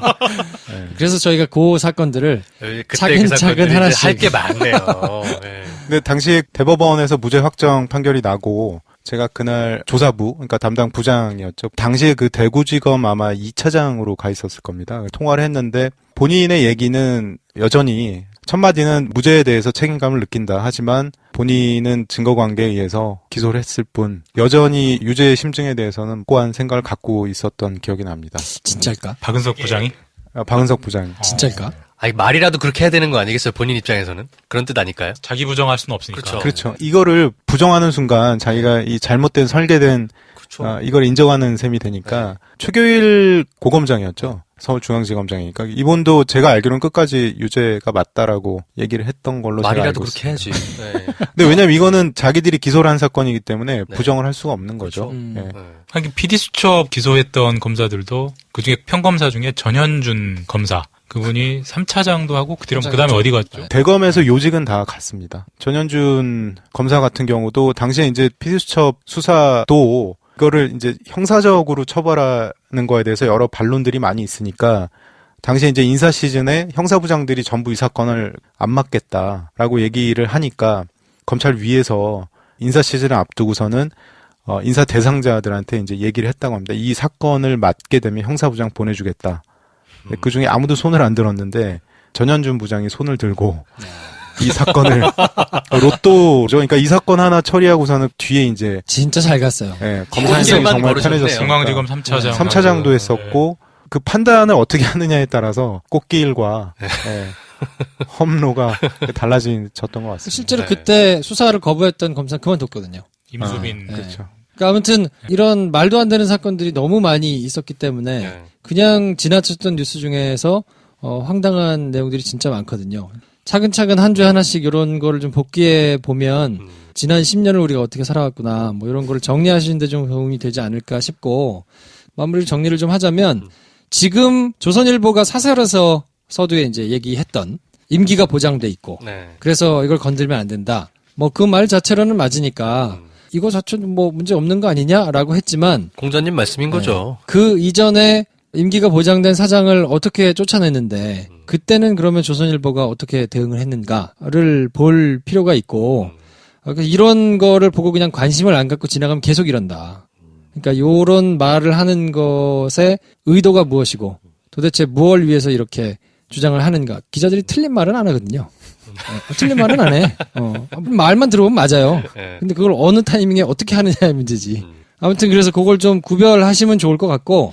요거는 약간 딴 얘기인데 지금 KBS, MBC 사장님들이 물러나야 되는 이제 상황들이랑 오버랩이 되는 거예요. 그렇죠. 근데 저런 방식으로 또 그렇게 할 수는 없잖아요. 공권력이 하면 안 되죠. 그러면 안 되죠. 네. 그러면 역으로 이제 그 행동의 한 가운데 계시니까 여쭤보고 싶은데 고대영 사장이나 김정현 사장이 안 물러나도 사실 어떻게 할 수 있는 방법이 없잖아요. 그렇죠. 임기가 그렇죠. 보장돼 있으니까. 네. 그 부분에 대해서 노조원들이나 투쟁을 하고 계시는 분들도 어느 정도는 그럴 가능성도 염두에 두고 계셔야 되지 않나요? 저 양반은 결국 임기를 채우고 나갈 수도 있다. 그럴 때 우리는 어떻게 해야 하는가? 아니 뭐 이제 세상 일이 내 마음대로 안 돌아간다는 거는 뭐 다 아는 얘기니까. 그렇죠. 물론 파업하는 분들도 열심히는 하지만 퇴진이 안 될 수도 있다라는 거는 다 알죠. 네. 이제 임기 얘기를 잠깐 이제 좀 해드리고 싶은데 이게 어떻게 보면 되게 기계적으로 보면 내로남불이에요. 그러니까 너희는 그때 정현주 사장을 임기를 안 채우고 쫓아냈다고 그렇게 노조원들이 항의를 하면서 지금 사장도 임기가 남았는데 왜 나가라고 하는 거냐. 그거는 전형적인 이중잣대 아니냐라는 비판을 할 수도 있고 언뜻 보면 그 말이 맞을 수도 있어요. 근데 MBC도 그렇고 KBS도 그렇고 사장이 임기가 3년이거든요. 네. 근데 이게 뭐 선출직 공무원도 아닌데 굳이 임기라는 제도를 둔 이유를 뭘까를 한번 좀 생각을 해봤으면 좋겠어요. 주인 없는 방송이잖아요. 주인 없는 방송에 사장의 임기를 둔 이유는 결국 언론의 여러 가지 필수적인 조건 중에 하나가 권력과 자본으로부터의 독립이거든요. 네. 속된 말로 센 놈들한테 좀 센 척을 해야 돼요. 근데 그러려면 사장이 임기가 안 돼 있으면, 임기가 정해지지 않았으면 어떻게 센 놈들한테 센 척을 하겠어요. 굽힐 수밖에 없지. 결국 임기를 보장한 취지는 권력과 자본으로부터의 독립이라는 당신의 의무를 철저히 이행하라. 이행할 수 있도록 장치를 만들어준 거거든요. 근데 그 임기 동안 권력과 자본으로부터 독립은 개뿔 그냥 뭐 최선을 다해서 최선을 다해서 권력과 자본에 네. 열심히 굽힌 애들 어떻게 그런 사람들까지 임기를 보장해주라고 하는 것은 이거는 정말 말도 안 되는 기계적 중립인 거죠. 그리고 말씀하신 사장이 안 물러나면 어떻게 할 거냐? 뭐 사실 방법이 없죠. 물러나도 열심히 해야 된다라는 되게 당위를 펼 수밖에 없는데 사실 우리가 제도적으로 뭔가를 해결할 수 있는 수준이었다면은 이렇게 파업하지도 않습니다. 그렇죠. 네. 무노무임 월급도 안 나오는데 누가 하고 싶겠어요. 다 싫지. 근데 이게 도저히 제도적 해결로는 해결이 안 된다라는 학습된 결론에 이르렀기 때문에 어떻게 보면은 서로 막다른 퇴로에 있는 네. 파업을 하는 거고 안 물러나면 어떻게 할 거냐 이런 가슴 아픈 질문하지 마시고 꼭 물러날 수 있게 이런 도와주십시오. 이런 생각, 저야 멀씨 열심히 돕죠. 근데 이런 생각이 드는 거예요. 만약에 안 물러나시고 이제 임기가 1년 좀 넘게 남으셨잖아요. 그러면 사장은 사장 있는 대로 어쩔 수 없이 쫓아낼 건 아니니까 저희가 이들처럼 똑같이 할 수는 없잖아요. 그러면 있는 상태에서라도 뭔가 공정보도할 수 있는 토양을 할 수 있는 방법은 없나? 이런 생각이 들기도 해요. 그러니까 그거를 위해서 지금 다들 저렇게 국민 여러분들이 좀 불편해지십시오. 네. 불편해지시면서 왜 불편한 거지? 음. TV 멀쩡히 보고 시간 되면 뉴스 보고 내가 좋아하는 예능 봐야 되는데 네. 안 나와. 왜 안 나오는 거야? 왜 불편한 이유가 뭐야? 하고 따져봐서 사람들이 관심을 가지도록 하는 마지막 장치가 파업인 거거든요. 이제 다 알아요. KBS에서 방송 안 나오면 사장 물러나야 되는 거야. 거기에 대한 동의하는 사람들은 촛불 들었던 사람이면 다 동의할걸? 그럼 국민 80% 동의해요. 근데 국민이 동의한다고 해서 사장이 물러나야 된다는 법은 또 없잖아요. 그렇죠. 그게 문제인 거지. 그렇기는 한데 그래도 정현주 사장을 몰아냈던 것처럼 똑같이 몰아낼 수는 없기 때문에 국민들이 그때는 위에서 이런 뜻을 가지고 막 몰아내려고 하는 것이 국민들이 뭔가 잘못됐다는 거를 알기는 하지만 실제로 권력을 가진 사람들이 이렇게 막 해버리면 그냥 속수무책으로 당할 수밖에 없는데 지금은 일단 권력을 가진 사람들이 그럴 의지는 없다. 없죠. 네, 그렇기 때문에 여기서는 국민들이 제대로 관심을 가지고 계속 지지를 하고 뭔가 여론이 일어나가지고 사람들이 예전 같지 않구나 라고 생각을 하는 거를 알면 그 사람들이 그냥 막무가내로 버티기에는 쉽지 않을까 하는 희망을 가지는 수밖에 없어요. 저는 그런 네. 염치가 있는 사람이라면 갑자기 100분 토론 네. 하시는 것 같아요. 그래서 약간 대안을 생각해 보는 거예요. 실제로 안 나가더라도 그 사람을 사장실에 유배시켜 놓고 KBS를 KBS답게 돌릴 수 있는 방법은 혹시 없을까? 뭐 이런 생각을 해보게 되는 거죠. 사장이라는 이 직위가 엄청난 영향을 할 수 있잖아요. 그렇죠. 물론 그 사람이 그 자리에 있는 한은 어떤 근본적인 변화 이런 건 거의 불가능하죠. 쉽지 않죠. 예. 참 힘든 얘기네요. 예. 그러니까 이거를 우리가 똑같은 방법을 써서 하려면 사실 쉽잖아요. 금방 할 수 있거든요. 똑같이 하면 되지. 창의적인 방법 막 만들어가지고. 그럼 더 쉽게 걸릴걸? 욕할 게 아니라 보고 배우라는 네. 거죠. 어. 근데 이제 그렇게 안 하려다 보니까 그쵸. 더 어렵고 더 오래 걸리고 더 힘든 건데 그렇게 한 단계 쌓아놓은 거를 지난 10년 동안 한 방에 무너뜨려가지고 네. 이거를 다시 제자리로 돌리는데 이렇게 고생을 하고 있는 거니까 이게 역사의 교훈이 되지 않을까 싶고 전파가 공공재 아닙니까? 전파를 사용하는 사람들이 그걸 잘못 휘둘렀을 때 어떤 영향들이 있었는지 우리가 9년 동안 잘 봐왔고, 네. 사실은 이제 이거를 이제 정상으로 돌려놓는 길을 이제 그 방법을 어떻게 가져갈 것인가, 그러니까 손에 피를 묻힐 것인가, 아니면 기존의 어떤 시스템과 제도를 통해서 합법적으로 이걸 바꿔놓을 것인가, 이제 이런 고민들을 좀 해야 될 것 같고요. 그렇죠. 지금은 제가 볼 때도 여론이나 상식이 가장 중요한 것 같습니다. 과연 이분들한테 전파를 맡겨놨을 때 계속 이렇게 정상성으로 갖고 갈 수 있는 거에 대한 의문들이 많이 들고 있지 않습니까? 그래서 많이 관심을 갖고 그런 분위기가 조성이 되면 본인들도 너무 성선설인가요? 본인들도 깨달은 바가 있어. 뭐 쉽지 않을 것 같긴 한데. 사람인 이상 네. 사람이 아닐 수도 물론 있어요. 이제 기대하기는 좀 어려울 것 같습니다. 대단히 두꺼우신 분들이라. 많은 관심을 갖고 네. KBS 기자들, PD들, 네. 그러니까 조직 구성원들이 과연 왜 이렇게 현장에 나와서 문제 의식을 삼는지에 대해서 관심을 많이 가졌으면 하는 바람입니다. 자, 그래서 어쨌든 지금 실제로 뭐 파업을 하고 또 김준범 기자 같은 경우는 굉장히 나름 강단이 있는 분이어가지고 되게 조용한 듯한데 강단이 있어요, 양반이. 펀치력이 굉장히 좋죠. 그래가지고 실제로 징계도 받고 네. 그래서 뭐 유배도 가고 취재를 굉장히 잘하는 사람인데도 불구하고 취재부서 못 가고. 저 슬픈 얘기. 그게 더 편해요, 근데. 지난 우리 1년 동안 막 이 격변의 사건들을 이제 겪으면서 생각이 참 많을 것 같은데 어떻습니까? 한 말씀 좀 해주시죠. 여기 와서도 뭐 비슷한 얘기를 했지만 뭐 KBS 파업하는 이유 설명들을 하면 많은 분들이 동의해주는 분도 있지만 그런 말씀하시는 분들이 많아요. 결국 너네 민주당 편이네.